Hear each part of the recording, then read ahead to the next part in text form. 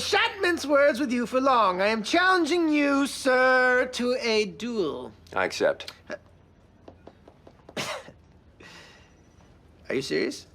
No, I accept your challenge. Do you want time to think it over? No! Nope, not at all. What time were you thinking of dueling?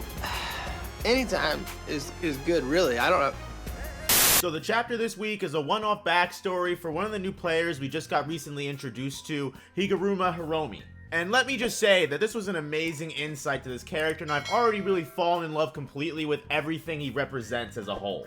Without wasting too much time gushing over the way Gege designs his characters, let's get right into it.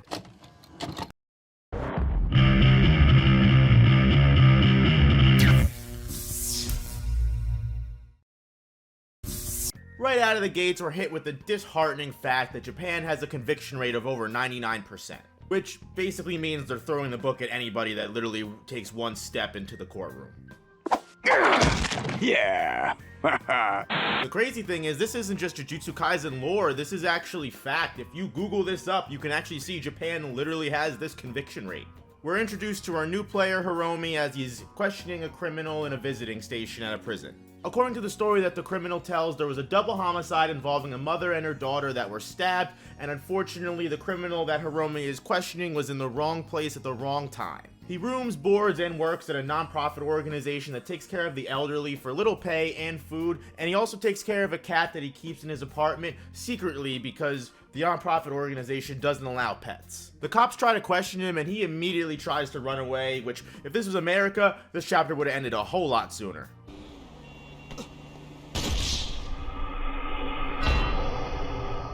Now, anyone that looks at the situation from the surface would say him running away is an obvious indicator that he's guilty of the crime, let alone that they literally find the bloody murder weapon in his apartment after chasing him down. And now, another quick mystery. Case shut and closed, right? Hiromi doesn't think so. Hiromi claims that our suspect here may actually be telling the truth. Based off the questioning he did, he actually found out that the suspect may actually have prior trauma in regards to being illegally questioned because his acquaintance was previously a drug user. So when the cops went to go question him, it incited prior trauma, which resulted in him running. And also, as to why they found the bloody knife in his apartment, it turns out the non-profit organization doesn't allow cops or EMT being called because apparently it inconveniences the neighbors. Basically, he's working and living at a very shady organization. Gege actually throws in another real-world commentary here and throws everything into the loop regarding the earthquake in the Tohoku region where a lot of shady non-profit organizations sprouted up. Fun fact, this is actually where Gege is from, which means he probably personally experienced this. Is that really a fun fact? Hiromi puts his full trust and belief into his client and enlists his assistant to help him investigate the non-profit organization and start laying the groundwork for this case. This man's poor assistant, you can tell she's definitely not into this as much as Hiromi is, just doesn't understand why Hiromi puts as much effort into his cases and takes on these impossible cases with the odds stacked against him. It's here that she mentions the public's perception in regards to cases like this and criminals, and like I said before with the 99% conviction rate, basically if you're accused of being guilty, you're immediately deemed guilty, at least in the eyes of everyone around you, no ifs, ands, or buts. Especially in murder cases, it's almost guaranteed the criminal's gonna get put away. It shows just how much society really affects the public's perception of a lot of things, especially in a country, like I said, with a 99% conviction rate. It really shows. It's no wonder the country doesn't look any deeper into the surface of these crimes, and the government just proves to them that every day these cases are very cut and dry. If you're suspected and arrested, guilty. No questions asked.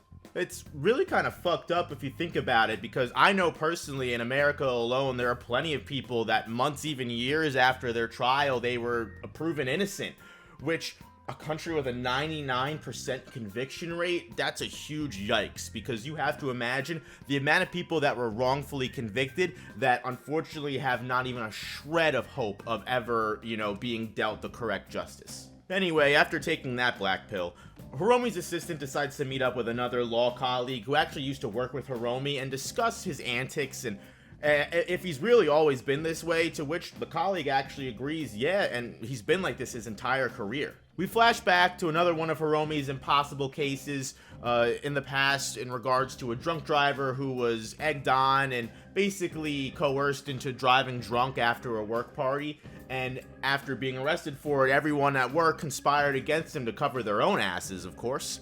And he's found guilty, which he takes out all of his anger on Hiromi for giving him all of that hope, I imagine. The colleague that he's with claims that as a lawyer, it's time that he really grows up and stops taking on these impossible underdog cases because it just really reflects badly on him.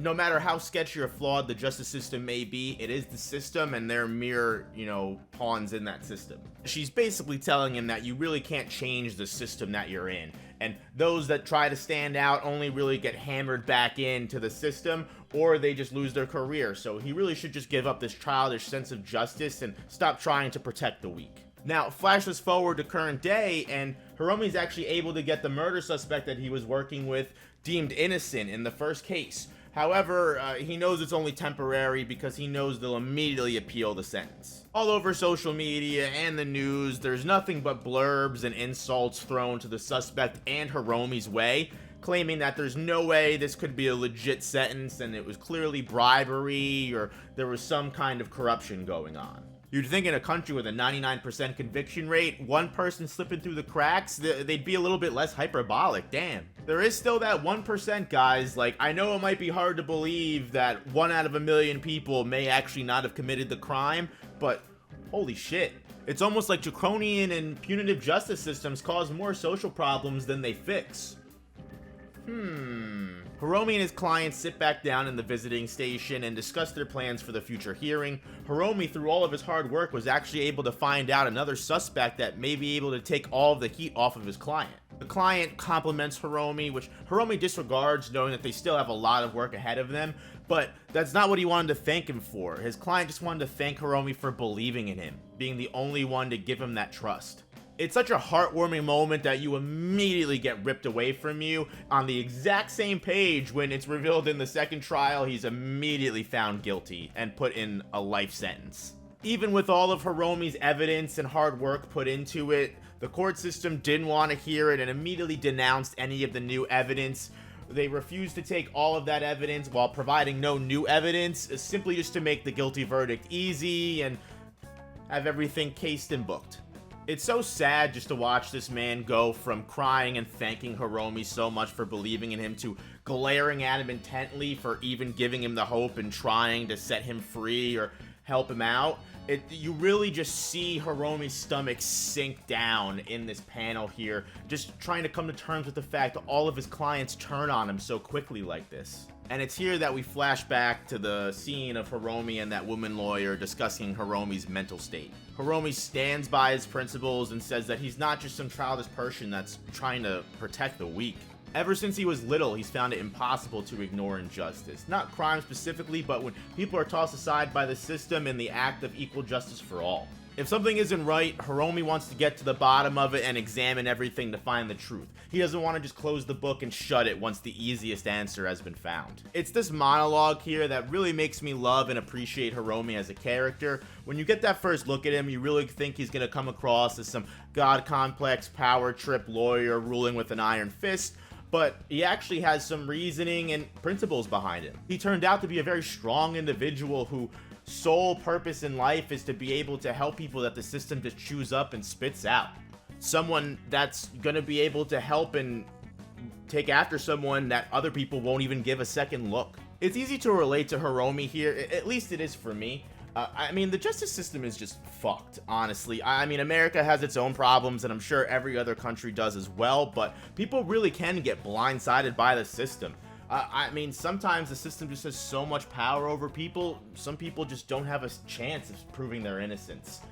Not because the evidence isn't there, clearly, but because they don't have the money to, help get a defense. They don't know the right people that are able to craft that defense, or overall it just goes under the radar and there's not enough people talking about it for it to make a difference. Hiromi really embodies a lot of people's frustrations with the prison industrial complex that we currently live in the world and the draconian origins that it's really based in. Either way, the too long didn't read for that is based. As court is dismissing, the judge claims that if there are any objections, they have to be put through an appeal process that may take up to 15 days, knowing that the higher court's just not even going to take a look at this case. And Hiromi just snaps. He slams the gavel on the table, where I'm not sure that he got, and yells at everyone to come back. We're having a fucking retrial. And that's it. That's where the chapter ends, with the shikigami appearing right behind Hiromi, who I assume has just recently awakened to his curse technique after the idol transfiguration on Japan. Hiromi's shikigami is absolutely terrifying, and I have to say I'm very excited to see what its ability might be. I'm really theorizing that his curse technique may actually be something along the lines of balance, which everyone thought Hikari's curse technique would be. And also, I don't know if anyone's picked up on this yet, but Hiromi's sense of justice and his principles directly contrast with Megami's sense of justice, and Megami's, selfishly saving people close to him and that he cares about, and we're disregarding others. I'm sure they're going to be going up against each other in the culling games, which is a hype thought to keep in the back of your head. Now, it's obvious Hiromi has moved his way up to one of the top spots in my character list for Jujutsu Kaisen.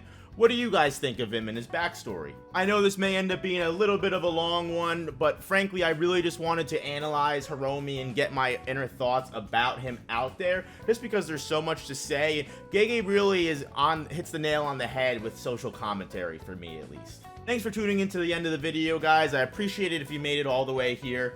Please leave a like if you enjoyed the content, and hit the subscribe button and hit the bell if you want to get more content like this sent right into your feed. I love you. Drink more water. I know you need to. I'll see you guys in the next one.